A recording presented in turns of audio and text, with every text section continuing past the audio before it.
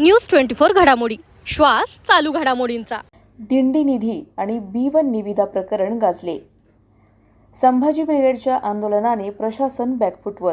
पायी दिंडी वारीसाठी वितरित करण्यात आलेल्या निधीतील कथित गैरव्यवहार आणि जिल्हा परिषदेमधील B1 निविदा प्रक्रियेतील संशयास्पद बाबीवरून आज जिल्हा परिषदेत मोठा गदारोळ उडाला। संभाजी ब्रिगेडच्या आक्रमक आली मरी आई आंदोलनामुळे प्रशासनाला अखेर उच्चस्तरीय चौकशीचे आदेशाचे आश्वासन द्यावे लागले। संभाजी ब्रिगेडचे जिल्हाध्यक्ष राजेशदादा परकाळे यांच्या नेतृत्वाखाली कार्यकर्त्यांनी जिल्हा परिषद कार्यालयावर धडक मोर्चा काढला। पोतराज, पारंपरिक वाद्यांचा गजर आणि भ्रष्टाचार विरोधी घोषणांनी संपूर्ण परिसर दणाणून गेला। भ्रष्टाचार मुर्दाबाद, घोटाळेबाजांना शिक्षा झालीच पाहिजे अशा घोषणांनी प्रशासनावर दबाव वाढला।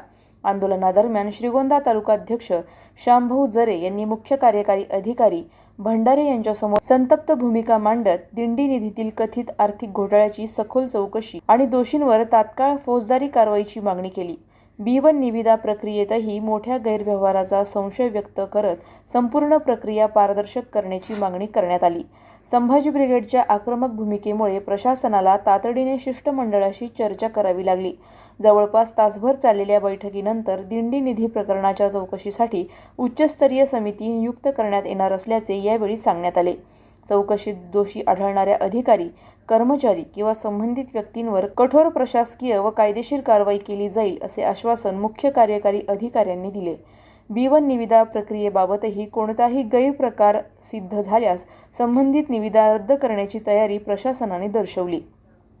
या संदर्भात लेखी आश्वासन देण्यात आल्याने आंदोलन तात्पुरते स्थगित करण्यात आले। मात्र चौकशी केवळ कागदावरच राहिली किंवा दोषींना पाठीशी घालण्याचा प्रयत्न झाला तर यापेक्षाही तीव्र आंदोलन उभारण्यात येईल असा इशारा जिल्हाध्यक्ष राजेशदादा परकाळे यांनी दिला।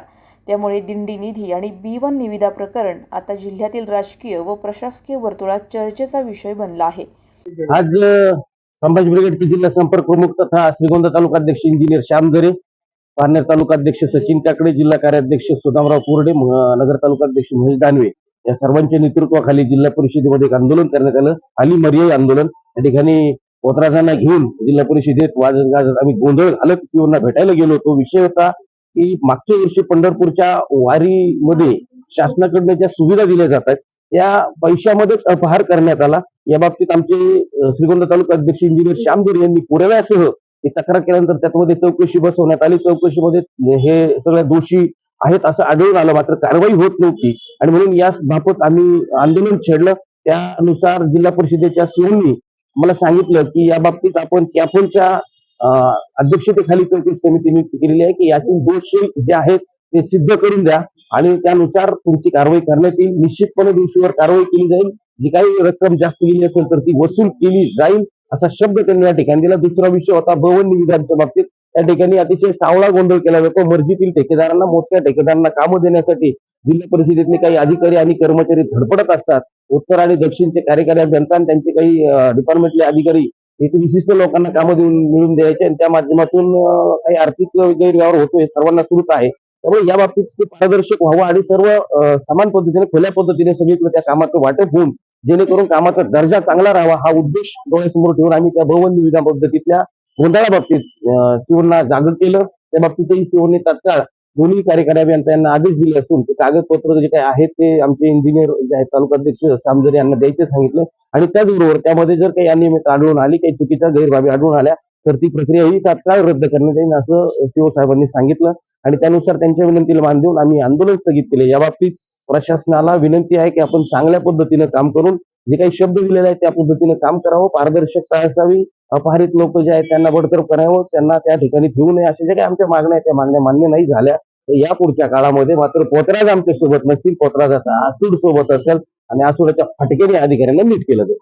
आज संभाजी ब्रिगेडच्या वतीनं जिल्हा परिषद अहिल्यानगर या ठिकाणी आम्ही आली मर्याई तसेच धरलेले पंढरीचे चोर का सोडले या विषयांमध्ये आंदोलन केलं। मागच्या वर्षी पंढरपूरला ज्या दिंड्या गेल्या त्या दिंड्या ज्या ज्या गावांमध्ये मुक्कामाला होत्या त्या मुक्कामाच्या ठिकाणी शासनाकडनं 10-10 लाख रुपये इतका निधी ग्रामपंचायतींना त्या ठिकाणी खर्चासाठी देण्यात आला होता। त्या निधीमध्ये मोठ्या प्रमाणात अपहार झाल्याचा पुरावा आमच्याकडे आला होता आणि त्यानुसार आम्ही जिल्हा परिषदेत तक्रार दाखल केली. तक्रार दाखल केल्यानंतर सीवन मार्फत चौकशी समिती स्थापन करण्यात आली. या चौकशी समितीने आम्ही जे त्या तक्रारी त्या ठिकाणी मांडल्या होत्या त्या तक्रारीमध्ये तथ्य असल्याचं निष्पन्न झालं. याचबरोबर जे काही आम्ही प्रमुख मुद्दे मांडले होते की त्या ठिकाणी कामगार म्हणून ज्यांनी काम केलं त्याच्या व्यतिरिक्त इतर लोकांच्या नावाने त्या ठिकाणी पेमेंट काढण्यात आलं. ज्या ठिकाणी ठेकेदार पात्र होत नव्हते अशा ठेकेदारांना त्या ठिकाणी पात्र करण्यात आलं. आणि सगळ्यात मोठा आमचा जो आरोप होता की जो जलरोधक वॉटरप्रूफ मंडप त्या ठिकाणी द्यायचा होता त्याच्या दरामध्ये खूप मोठी तफावत दिसून आली. उदाहरण सांगायचं झालं तर 18 रुपये स्क्वेअर फूटचा मंडप त्याच डेकोरेटर्स वाल्याचा मंडप दुसरी ग्रामपंचायती 40 रुपयांनी लावला आणि तोच मंडप गट विकास अधिकारी श्रीमंत यांनी 71 रुपये स्क्वेअर फूटने लावला. म्हणजे जी वस्तू जो मंडप 1 लाख रुपये खर्चात एक ग्रामपंचायत त्या ठिकाणी लावते तोच मंडप त्याच स्पेसिफिकेशनचा मंडप दुसऱ्या ठिकाणी तब्बल 4 ते 4.5 लाख रुपये इतक्या त्या ठिकाणी रकमेला लावला. तो खूप मोठी रकमेची तफावत अपार त्या ठिकाणी झालेला दिसून आलाय. त्या ठिकाणी यांनी चौकशी समिती मार्फत अहवाल तयार केला परंतु ठोस कुठलीही कारवाई केली नाही आणि या सर्व प्रक्रियेला त्या ठिकाणी दडपण्याचा प्रयत्न केला. म्हणून संभाजी ब्रिगेडनं या ठिकाणी पंढरी चोर का सोडले या बाबतीत आवाज उठवला. आणि मागच्या 1-1.5 महिन्यामध्ये जिल्हा परिषद अंतर्गत 11.5 कोटी रुपयाच्या उत्तर व दक्षिणच्या B1 निविदा या ठिकाणी पार पडल्या. या निविदा प्रकरणामध्ये देखील मोठ्या प्रकारचा गैरप्रकार घडल्याचं समोर आलं. कारण की आपण पाहिलं की मागच्या काही दिवसांपासून जिल्हा परिषद हे कार्यकाळा व्यतिरिक्त त्यांच्या वेळेच्या व्यतिरिक्त संध्याकाळी किंवा सुट्टीच्या दिवशी त्या ठिकाणी ओपन असून त्या ठिकाणी काही कामकाज केलं जातं आणि या कामकाजादरम्यान B1 निविदांमध्ये खूप मोठ्या प्रकारचा भ्रष्टाचार त्या ठिकाणी घोटाळा झाल्याचं लक्षात आल्यानंतर आम्ही तक्रार दाखल केली.